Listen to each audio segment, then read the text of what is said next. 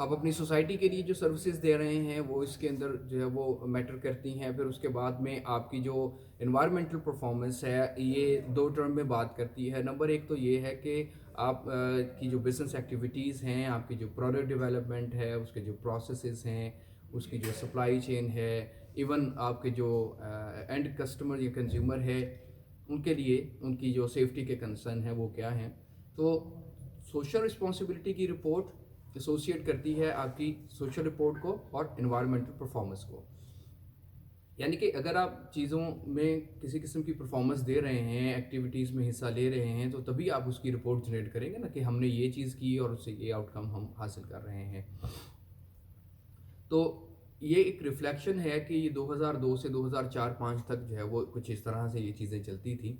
फिर क्या होता था कि आपकी फाइनेंशियल एंड सोशल जो कम्युनिकेशन है, ये आप इसकी बेस के ऊपर करते हैं। अब जो आपके फाइनेंशियल एस्पेक्ट हैं वो आपके स्टेक होल्डर्स के लिए जो है वो मानी रखते हैं। आपके जो फाइनेंशियल एस्पेक्ट हैं, आपकी जो स्टॉक मार्केट है उसके अंदर मानी रखते हैं। तो आपका जो इवन आपके जो लेंडर्स हैं वो आपकी फाइनेंशियल रिपोर्टमेंट को जो है वो कंसीडर करते हैं।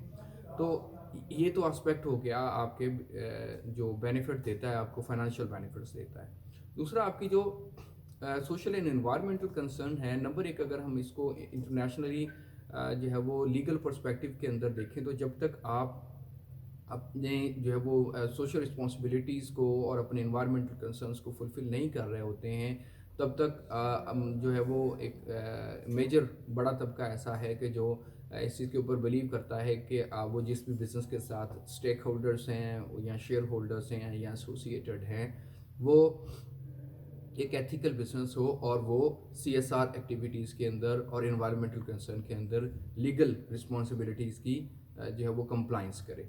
नंबर एक।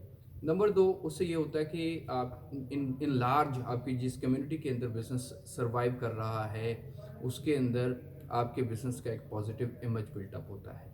और आप अपनी इन सोशल रिपोर्ट्स और फाइनेंशियल रिपोर्ट्स या फाइनेंशियल स्टेटमेंट को जो है वो कम्युनिकेट करते हैं अपने फाइनेंशियल और सोशल स्टेक होल्डर्स के साथ। अब यहाँ पे इस चीज़ को ज़हन में रखें कि जब आप उन्हें कम्युनिकेट करते हैं तो उसके मल्टीपल इफ़ेक्ट्स आते हैं। देखो, जब हम अपनी अच्छी फाइनेंशियल परफॉर्मेंस को अपनी फाइनेंशियल रिपोर्ट के ज़रिए से कम्युनिकेट कर रहे हैं, इसका मतलब ये है कि फ्यूचर के अंदर हम अपनी कंपनी के जो शेयर वैल्यू है और उसका जो सॉफ्ट इमेज है उसको बेहतर कर रहे हैं। और उसके इन दोनों चीज़ों के साथ सोशल रिस्पॉन्सिबिलिटी और इन्वायरमेंटल कंसर्न्स के साथ, तो हमारी कंपनी की जो ओवरऑल नेटवर्थ है उसके ऊपर इसका पॉजिटिव इफेक्ट आता है। तो आपकी जो, इसे हम कहते हैं कि ट्रिपल बॉटम लाइन कम्युनिकेशन है। ट्रिपल बॉटम लाइन कम्युनिकेशन कैसे है? अब जब हम अपनी फाइनेंशियल रिपोर्ट को और अपनी सोशल रिपोर्ट को क्लब करके या मर्ज करके जो है वो कम्युनिकेट करते हैं, तो उससे ये होता है कि हमें हमारी फाइनेंशियल जो परफॉर्मेंस है नंबर एक बॉटम लाइन के अंदर वो रिफ्लेक्ट हो रही होती है। फिर हमारी सोशल परफॉर्मेंस वो रिफ्लेक्ट हो रही होती है और फिर हमारी इन्वायरमेंटल परफॉर्मेंस रिफ्लेक्ट हो रही होती है। तो ये मतलब हम इन तीनों चीज़ों को इंटीग्रेट करके आपस में क्लब करके आपस में जोड़ के फिर कम्युनिकेट करते हैं। अब up to 2005 and 2006 this was the scenario in this regard.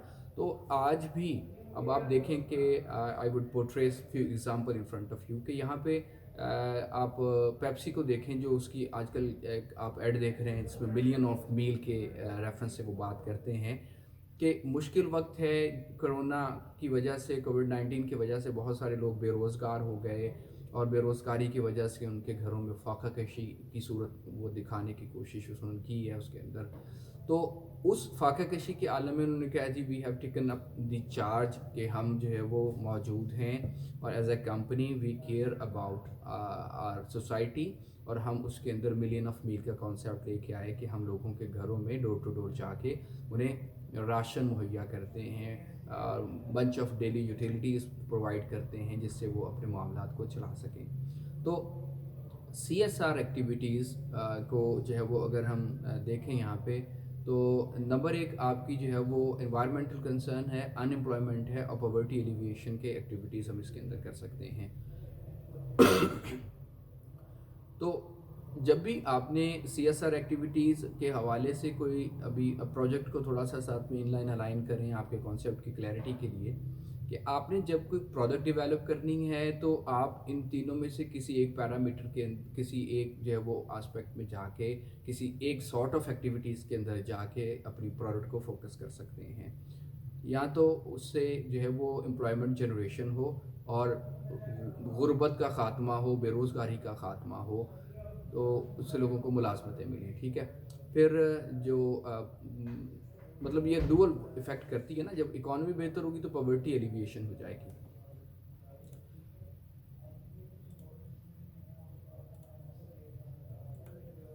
तो यहाँ पे हमने कहा कि इसके 3 ऑब्जेक्टिव हैं या 3 टाइप ऑफ एक्टिविटीज़ हैं जिनके ऊपर ये काम करता है। तो फिर उसके बाद में in most of the areas जो है वो मेडिकल फैसिलिटेशन या हेल्थ केयर के ऊपर भी जो है वो सीएसआर एक्टिविटीज़ फोकस करती हैं। और उसमें मैं पहले भी एग्जांपल दे चुका हूँ, ये जो पब्लिक अवेयरनेस मैसेज दिया जा रहा है वो कैल्शियम के हवाले से कि कहने को अम्मी जान हूँ अभी तो मैं जवान हूँ का जो कैंपेन है वो एक फार्मा कंपनी अपनी कैल्शियम की प्रोडक्ट को इंट्रोड्यूस करवाती है साथ साथ में, और साथ साथ पब्लिक अवेयरनेस मैसेज देती है। ये सीएसआर एक्टिविटीज़ के अंदर आता है जिसमें वो डायरेक्ट सेल्स अपील नहीं कर रहे हैं, वो कर रहे हैं वो लोगों को सिर्फ बाखबर कर रहे हैं कि ये इस तरह की डेफिशिएंसीज आपकी हेल्थ के लिए या किसी तौर के इन्वायरमेंट के लिए या सोसाइटी में इलाज किसी अनएम्प्लॉयमेंट के लिए, बेरोज़गारी के लिए या भूख और इफलास के लिए, पॉवर्टी के लिए, ये चीज़ें जो है वो लोगों को बाखबर। अब ये कोविड के हवाले से मुख्तलिफ़ कंपनीज़ जो हैं वो तरह तरह के पैगामात हाथ धोने के हवाले से लॉन्च कर रही हैं या अपनी जो है वो हाइजीन के ऊपर मुख्तलिफ़ तरह के कैंपेन्स लॉन्च कर रही हैं। तो ये सारी सीएसआर एक्टिविटीज़ के अंदर आती हैं। तो जब आप सीएसआर एक्टिविटीज़ के ऊपर पैसा स्पेंड करते हैं तो ये बेसिकली कुछ इस तरह का दौर है कि ये नेकी कर दरिया में डाल वाला कॉन्सेप्ट नहीं है। सीएसआर एक ऐसा कॉन्सेप्ट है और ये ज़रूरी है। मतलब उसकी वजह ये है कि ये कंप्लाइंस है।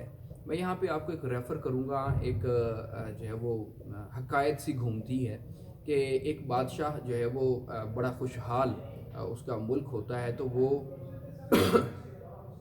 एक दिन बैठा सोचता है, थोड़ा समझदार और फोरसाइटेड सा बादशाह होता है, तो वो एक दिन बैठा बैठा सोचता है कि अभी हालात अच्छे हैं, हर जगह पे मामलात बेहतर हैं, तो अगर खुदा ना खास्ता मेरे जो सल्तनत है इसके ऊपर कोई आजमाइश आ जाती है तो क्या मेरी आवाम जो है वो इसके लिए प्रिपेयर है, क्या वो जहनी तौर पे और माली तौर पे इस चीज़ के लिए जो है वो रेडी रहेंगे। तो वो ये करता है कि वो अनाउंसमेंट करता है कि जी फ़लाँ दिन एक जगह पे एक बड़ा गड्ढा खुदा देता है वो, और वो कहता है जी फ़लाँ दिन जो है वो उस गड्ढे के अंदर ओवरनाइट, दिन में नहीं सारी रात जो है वो इतने वक्त से इतने वक्त तक पूरी सल्तनत से लोग जो है वो दूध का एक एक गिलास लेके जो है वो आएँ और उस पूल के अंदर वो डाल दें। हमें उसकी ज़रूरत है, सल्तनत को उसकी ज़रूरत है। तो दिन आता है, जब दिन आता है तो सारे लोग जो है वो एक एक गिलास लिए थामे जो है वो आते हैं और पूल के अंदर उंडेलते चले जाते हैं। लाइट्स नहीं होती हैं वहाँ पे, पावर ऑफ किया होता है, अंधेरा होता है। तो अब जब ये एक्टिविटीज़ ओवर हो जाती है एक्टिविटी और सुबह का वक्त आता है तो देखा जाता है कि पूरे का पूरा जो पूल है, पूल के अंदर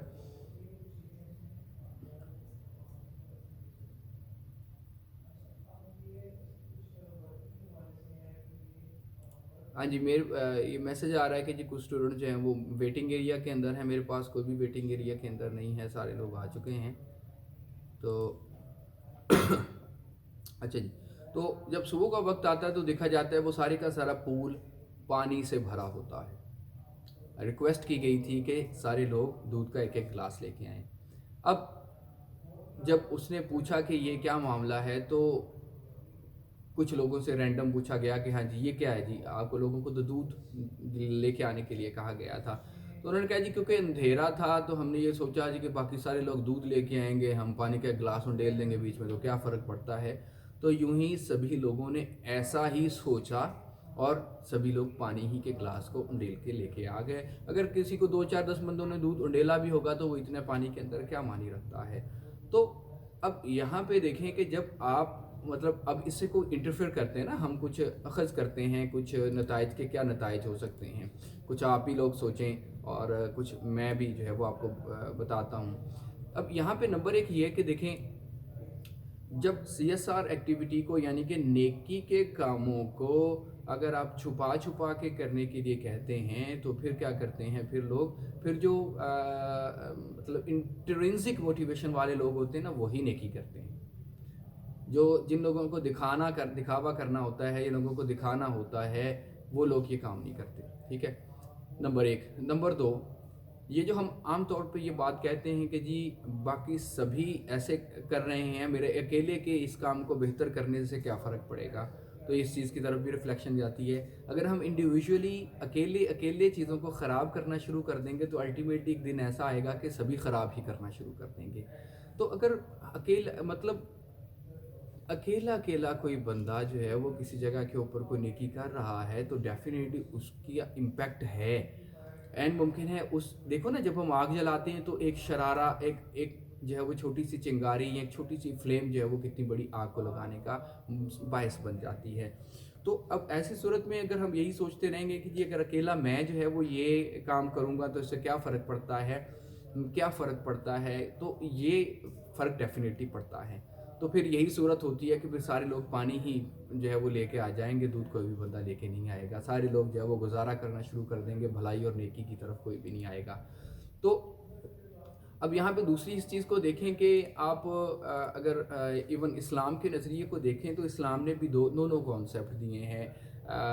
खफ़ी को भी यानी कि छुपा के नेकियां करने को या सदका करने का भी मामला है, और दिखा के भी दीन की खिदमत करने या लोगों की खिदमत करने का मामला है। तो कुछ ऐसी जगह होती हैं कि जहाँ पे अब इन्नमल आमालु बिन्नियात, हम बुखारी शरीफ की हदीस से पाक है कि आपके तमाम तर आमाल का जो दारोमदार है वो आपकी नीयत के ऊपर है। तो जब आपकी नीयत अच्छी होती है तो फिर आप उसको दिखा के करें या छुपा के करें, इट मैटर्स अ लॉट। जब आपकी नीयत अच्छी नहीं है तो फिर आप कैसे भी कर लें तो फिर वो जो है वो बिजली बंद के अंदर भी, अंधेरे के अंदर भी लोग धोखाधड़ी कर जाते हैं। तो बात ये कि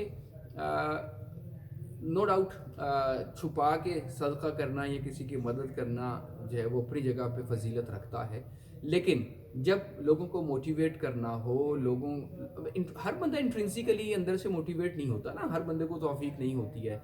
तो उस तौफीक को, उस इंट्रिंसिक मोटिवेशन को, या कभी कभी वो इंट्रिंसिक मोटिवेशन होती है लेकिन बहुत थोड़ी बड़ी कमज़ोर सी होती है, उसको उठाने के लिए, उसको उभारने के लिए हौसला अफजाई की ज़रूरत होती है, या हम रिलक्टेंट होते हैं, हम जो है वो हिचकिचा रहे होते हैं कि काम चीज़ को करें या ना करें, लेकिन अगर कोई दूसरा कर देता है हमारे सामने तो हमारी हौसला अफजाई हो जाती है कि हम भी इस तरह से करें। तो जो सीएसआर एक्टिविटीज़ हैं इसको इसी वजह से जो है वो लीगल पैरामीटर में ढाल दिया गया है कि सिर्फ छुप छुपा के जो है वो किया जाए और फिर बाद में पता चले कि कुछ भी नहीं हुआ, से बेहतर ये है कि आप उसके ऊपर चेक एंड बैलेंस रखें, उसके ऊपर आप सीएसआर एक्टिविटीज़ का ऑडिट होता है। ठीक है, तो आप जो एक्टिविटीज़ कर रहे हैं विद इन फर्म अपनी सीएसआर की, चाहे वो सोशल एस्पेक्ट में है या एनवायरमेंटल एस्पेक्ट में, उसका ऑडिट हो। आप कहें जी हमने किसी जगह के ऊपर 5000 दरख्त लगाया है, उसका ऑडिट हो कि 5000 दरख्त लगा भी है कि नहीं है, और वो लगा है तो वो किस स्टेट के अंदर मौजूद है।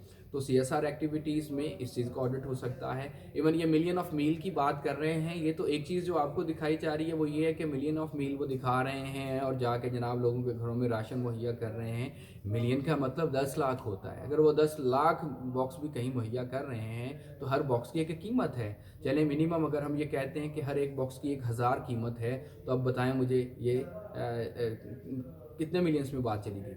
अब जब ये सारी चीज़ें होंगी तो ये अपने एक्सपेंसेस के अंदर अपनी सीएसआर एक्टिविटी के एक्सपेंस रिपोर्ट करती हैं कंपनीज। ठीक है, अब इतने मिलियन रुपए की इन्होंने कैंपेन जो है वो कहें जी हमने इतने मिलियन सीएसआर के ऊपर स्पेंड किया है, तो क्या इनके कहने पे इनकी बात मान ली जाए?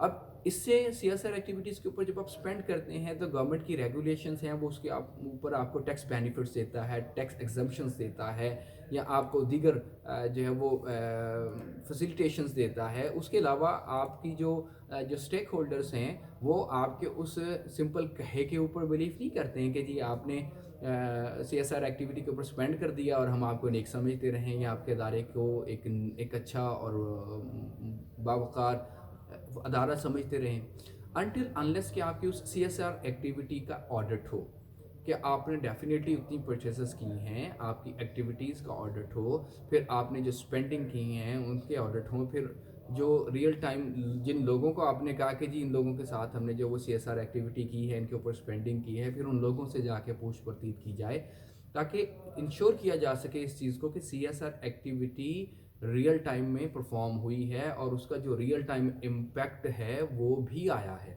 तो इस चीज़ को इंश्योर करने के लिए हम CSR एक्टिविटीज़ करते हैं और CSR ऑडिट करते हैं।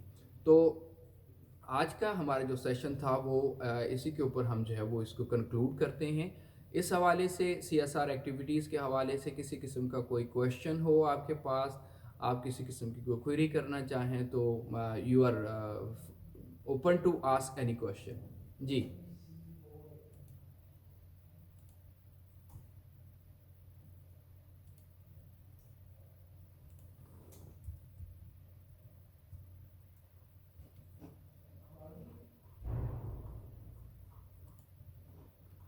जी, एनी क्वेश्चन?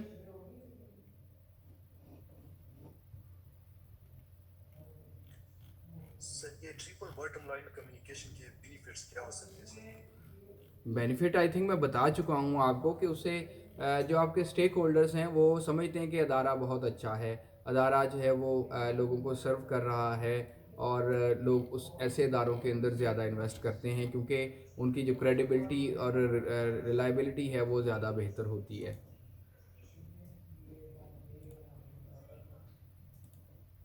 जी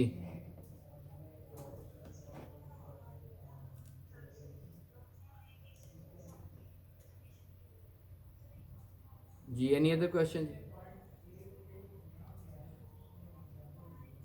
नंबर एक तो ये है ना कि लोग जो स्टेक होल्डर्स हैं उनकी नज़र में आप बेहतर होते हैं। नंबर दो ये होता है कि जो CSR का बेनिफिट्स के अंदर कि आपकी जो इर्द गिर्द सोसाइटी है उसको कुछ रियल टाइम में जो है वो रिटर्न मिलता है आपकी एक्टिविटीज़ का, क्योंकि किसी ना किसी सूरत से आपकी उन बिजनेस एक्टिविटीज़ से जो है वो नेगेटिवली भी इन्फ्लुएंस हो रहे होते हैं। तो उस नेगेटिविटी का जो जो समझें कि असर है उसको कम करने के लिए भी इसको इस्तेमाल किया जाता है। अगर नेगेटिविटी नहीं है, everything is pretty much fine, तो ऐसी सूरत में जो पॉजिटिविटी है या आपकी गुडविल या सॉफ्ट इमेज है वो और ज़्यादा बेहतर और इम्प्रूव होता है।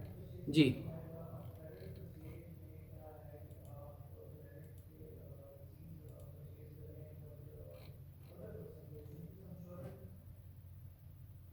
जी, एनी अदर क्वेश्चन?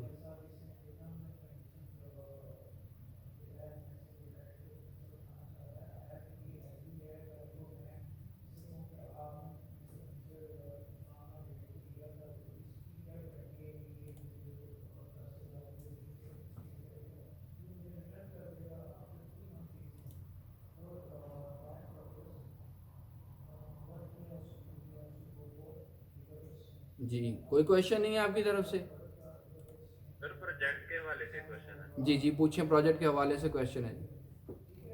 सर जो आपने प्रोजेक्ट थीम में डिजाइन, मैन्युफैक्चरिंग, ट्रांसपोर्टेशन ये सब बताया था, तो ये जब प्रोडक्ट डेवलपमेंट हो रही होगी तो उसमें एक्सप्लेन करना है कि कैसे कैसे होगा और क्या होगा? सबसे पहले आपका जो टारगेट है ना वो ये है कि आपने टेंजिबल प्रोडक्ट या फिजिकल प्रोडक्ट जो है वो उसका आइडिया सोचना है कि किस तरह से वो सस्टेनेबल हो सकती है सबसे पहले, ठीक है। जब आप उसके ऊपर वर्किंग करेंगे अपने आइडिया के ऊपर तो उस चीज़ को आपने मद्देनज़र रखना है, ठीक है। फिर दूसरे नंबर के ऊपर अगर आप कहते हैं कि जी उसकी सप्लाई चेन में या किसी और जगह के ऊपर आप काम करना चाहते हैं तो फिर वो चीज़ें भी आपको रियल टाइम में जो है वो डिज़ाइन करना होंगी कि वो इस तरह से वर्किंग करती हैं, ठीक है।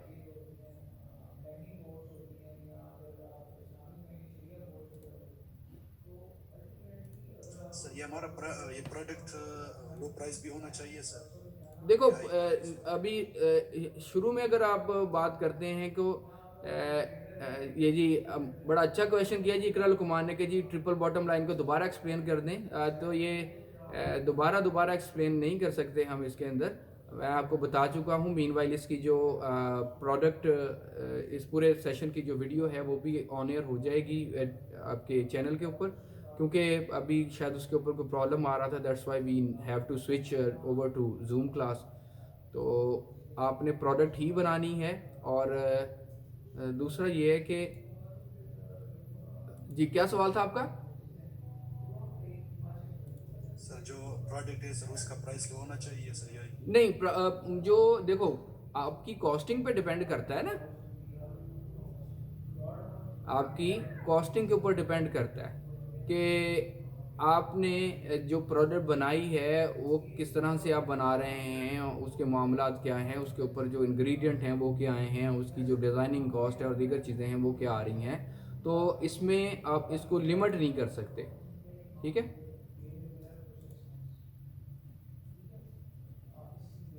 तो वो जो भी आए वही वही रहे। हाँ, इट्स प्रिटी मच गुड कि अगर वो कॉस्ट इफेक्टिव भी हो जाता है फिर तो ज़बरदस्त बात है।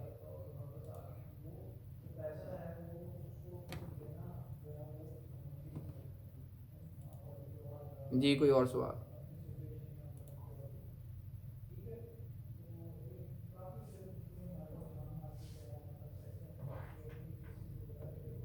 सर जो आईडी आपको सेंड कर दी है सर, उसके बारे में आप कब तक हमें बताएंगे सर? आप फीडबैक देते हैं शॉर्ट ही आपको, ताकि आप उसके ऊपर काम करना शुरू कर दें।